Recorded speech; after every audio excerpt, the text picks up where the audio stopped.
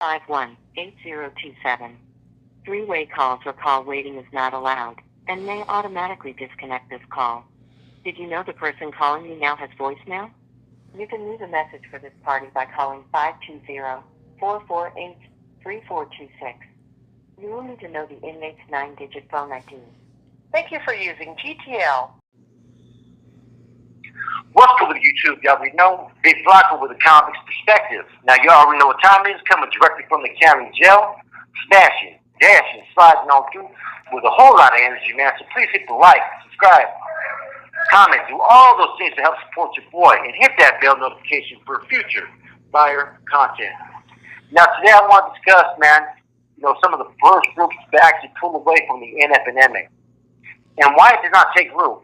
Now, I just did a video explaining the details about the Tango Blast and how they were able to pretty much go against groups like the Texas Syndicate, Vado Azteca, Mexicanemi, and whatnot, and have a resistance to these prison gangs or organizations controlling the masses.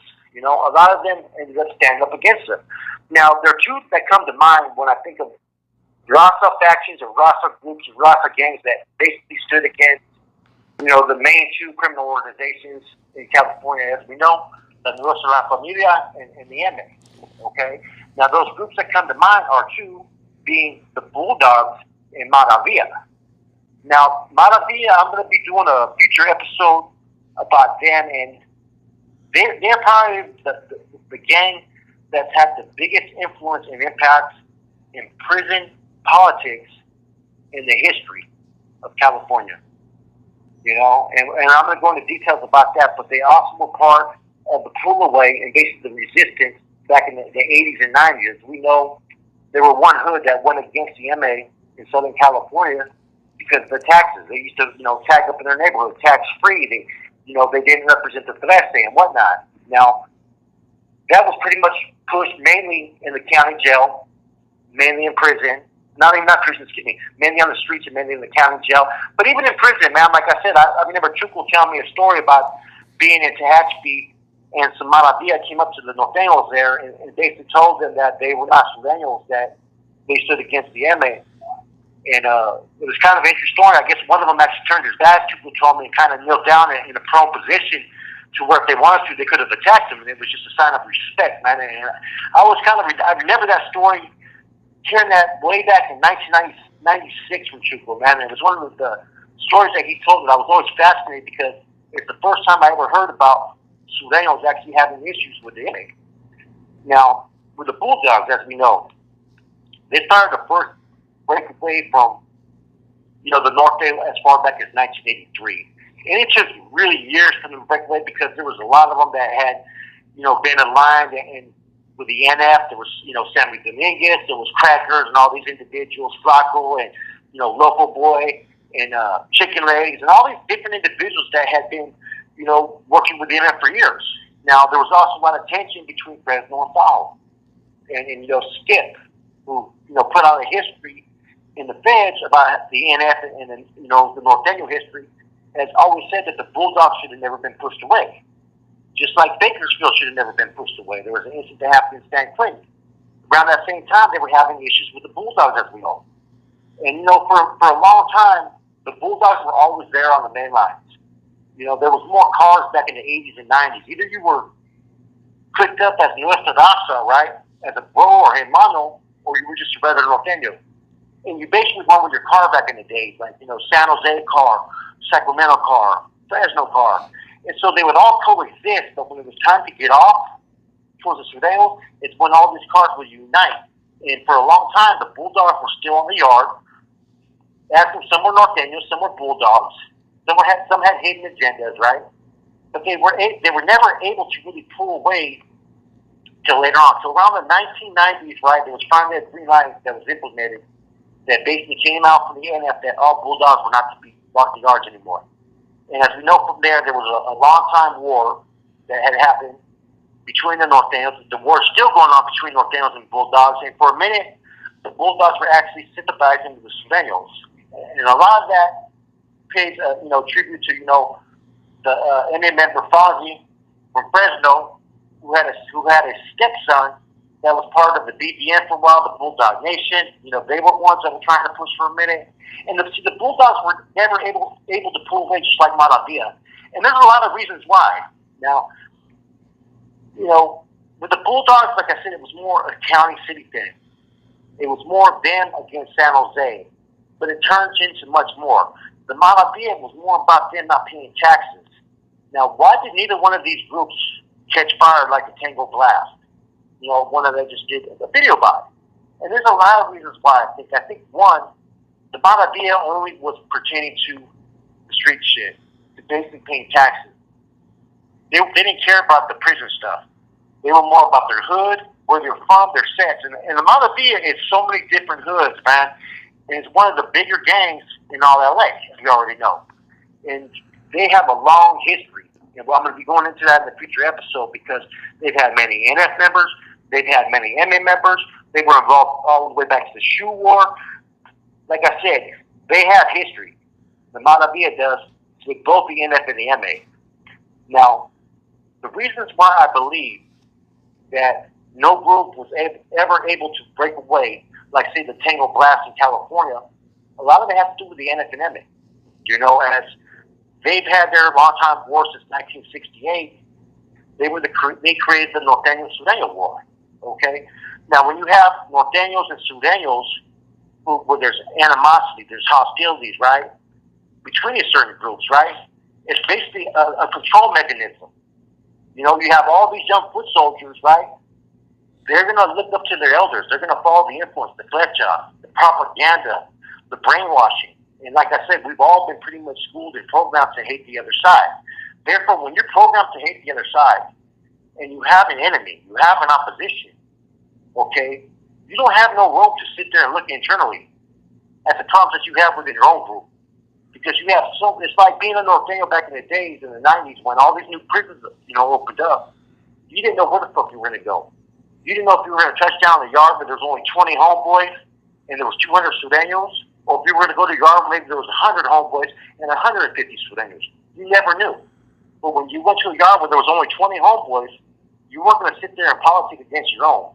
You weren't going to look for petty fucking issues. So basically, you had an opposition to always look at. You had someone that was always there that you were ready to fucking rock against, and deal with it viciously. You know what I'm saying? Whether it was battle or war. And I've always felt that the NF and MA played that propaganda to basically continue with bidding, to basically continue this control of certain areas and masses to continue to generate money. Because as long as you had these two groups at war with each other, there would be no way that any of these groups were going to turn in and turn against them. Both these groups are basically groups that like to control their masses. They like to use certain terms as like senor or elders or forefathers. I've heard terms like they have to be under our cracked whip or under our umbrella. All these fucking statements are basically statements that one side is superior, the other side is inferior. So if you're a Norteño or Sureño, you're automatically looked at inferior to groups like the NF and MA. And as long as the NF and MA have them both going at it, there's no way that any of these groups are going to start to unite and go against each other. And it's why groups like the Bulldogs or Maravilla, they never really had a chance in the long run. That's why the Bulldogs to this day, they're not PC at all. They still try to walk GP, but they don't have the influence of power like, say, a Tango Blast. And that's why my previous video that I did, I said the Tango Blast got it right. They resisted these organizations. They went against them, right? And when they did so, they formed a bigger group. Now, if you're from San Jose, you're not going to align with a group called the Maravilla or the Bulldogs. Why would you do that? And as long as you had the North and South going at it with each other, you were going to always have this division. That even those that wanted to break away, like the New Flowers or Riders, even in breaking away, you still have this group over here, the Southsiders, that were still going to oppose what you were doing. There was no way for, the Rastas to come together to basically resist and go against the NF and MA, because you already had these two separated classes. And as long as you had these two separated classes, it was already too hard for any other groups to come out of it. That's why you have these X and Y yards that are so filled up with so many different fucking gangs, right? That continue the same insanity trend of, starting one gang after another, and, this dude's dictating stuff and this dude's a tyrant or this dude's this and that. But all you're doing is you're seeing history play the tape out over and over again and again. You know, and propaganda and infliction of oppression and abuse will always be something to worry about from the other side. So that's why now that you have this end-all hostilities, what are you seeing now? You're seeing more youngsters getting hit on these yards. All the killings that are happening in prison, they're not north and south against each other. It's northerners killing northerners. It's southerners killing southerners. It's white killing whites. It's black killing blacks. You don't have any of these group riots no more. You don't have any of these racial melees. You don't have people who are in opposition. And then you have those that are in leadership positions that are making decisions that are based upon money. You know, look at what happened up in Pelican Bay, you know, with that individual believer. You know, the black Nathaniel that got set up in the fucking, the kitchen or the fucking freezer or whatever it was. I don't know the exact details, right? But some surveillance ended up blasting them. There was no consequences for that. Why? Because they have more money at stake. They have bigger issues.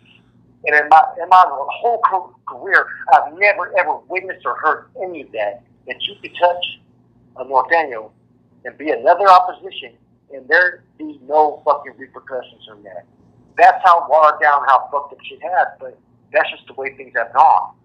And everything, like I said, all the control mechanisms, all the control of the masses has already been established that nobody, if anybody's going to resist these groups, what are they going to do? They're not going to go against them like the Tango Blasters. They're just going to go to PC. They're just going to go to X and Y. You know what I'm saying? So, you know, in recognizing, you know, everything that's been going on, you know, especially with the reintegration, all this stuff has pretty much, it's played its course. This is exactly what the Department of Corrections always wanted. This is how they're going to create that wedge, and this is how you start to fucking basically have individuals go against each other. Now you've got the North and South that are pretty much almost have to unite in some senses. Why? Because they're worried about the inactive. They're worried about the X and Y yard. They're worried about the non-designated program yards. You know, so, you know, in my opinion, like I said, you know, the Bulldogs never had a chance. You know, I understand why they did what they did, you know, and they're not PCs, you know, and in a lot of ways they're not even dropouts. They just went their own route and established their own thing. But it was never about advocating a change for, you know, anybody. They were never there to welcome anybody. Okay, here's a home for you if you want a home. It was basically for those that were from that city or from that county. Came from Maravilla. It wasn't something that they were opening up to other people. They weren't saying, okay, we're here to help anybody that's been oppressed or that's fell victim to basic prison politics. No. All these groups had basically a narrow-minded goal that only pertained to like their areas, their cities. You know, now every blue moon you'll hear about a Bulldog that's from Sacramento or San Jose, but those are just some special circumstances of how that happened. But if any of these groups were at that time to put something in place back in the 80s and 90s that was basically against these organizations, I still think it would have been hard for it to take root based upon the North and South War. I really think that the North and South War is one of the whole things that kept the Raza from uniting against any of these groups. Because the North and South War in prison, you know, it's not like it is today, as you know. There's no really violence, there's no riots, none of that shit exists. But back in the 80s, 90s, it was treacherous, man. It was bad. People were getting hurt. If you were from up north, you were getting sent down south. And you know what I'm saying? There was yards where there was no Norteños. You were fucking walking out there on a stretcher. You know, there was melees, man, where motherfuckers were getting fucking airlifted out there in fucking helicopter rides to the hospital. You know? People were getting paralyzed. People were dying. You know? There was homeless getting caught with rotunda, blam, getting hit with tuna cans. You know what I'm saying? The shit was real. You know? Now that you take that away, it's because the control is already there. You know, the whole thing with prison politics and these prison gangs is 20, 30 years ago, they didn't have the control they have now. And so, but in doing so, like I said, this SNY has gave people a different outlet. If you didn't have the SNY, if you didn't have the ISP, you would have more yards that would be fighting and be more groups that would be battling out. Let's remember the New Flowers, even the 2-5ers, you know, even parts of the SSG at one time, part of even the Riders, like I said. They were on the main line for a time being. It wasn't until around 2003, 2004, which they took their groups basically to the PC side. Can you imagine if they would have never formed PC? Where would we be at today? Would the writers have grown into what they are today? Would they have had more members? Would the two fibers, would they have been bigger? These are all things that we don't know because administration made it easier by allowing yards where you can go PC. Texas rock's different. If you're in Texas, they're just going to put you out there with everybody. You know what I'm saying? Either you're going to be this or you're that. There's no in between. California and even Arizona now, they're starting to do the same thing with the I-2 thing. You know what I'm saying? And that's why in my previous video I talk about the thing of black. That's like way ahead of the curve when it comes to going against these groups. Now we're in a situation where these groups they're up here, and you're not going to see anything change. You're not going to see anybody from the north or south go against these groups. And let's just keep it real. There's only a handful of individuals that are senors within the NF. There's only a handful of individuals that are carnals within the NF. They got thousands and thousands of foot soldiers. If at any time they decide to go against them, unite, that right there would be your first sign of a tangled blast. So right now, the propaganda that you're seeing is the groups on the SMI side. You see them focusing on them. Oh, they're basura, they're trash, they're PCs. Whether they're riders or they're US Costa, whether they're Zapatista, whether they're independent riders, whether they're two fighters. They got that being instilled in all these youngsters on the GP side. But like I said in other videos, PC is becoming the new GP. And so there's a reason why, like I said, none of these groups were able to lay a foundation like the Tango Blast. It just wasn't going to happen. Like I said, the main thing to me is the two things: the North and South war, the continuation of that war, as well as these groups were only local. The Bulldogs were not expecting to become as big as they were. They were just a group of guys from Fresno that didn't want to acknowledge the structure. They didn't want to acknowledge the NF. The same thing with the Maravilla. The Maravilla was just about their hood. Nobody else. They didn't care about any of these other hoods. Do what you do. This is Maravilla. If anybody had a bigger vision and would have went on a quest to change things, hey, we may have some different results. But until the North and South get over their issues with each other that were basically created by the NF and MA, you're never going to have a resolution. You're never going to have a group that's going to be ready to take a stand.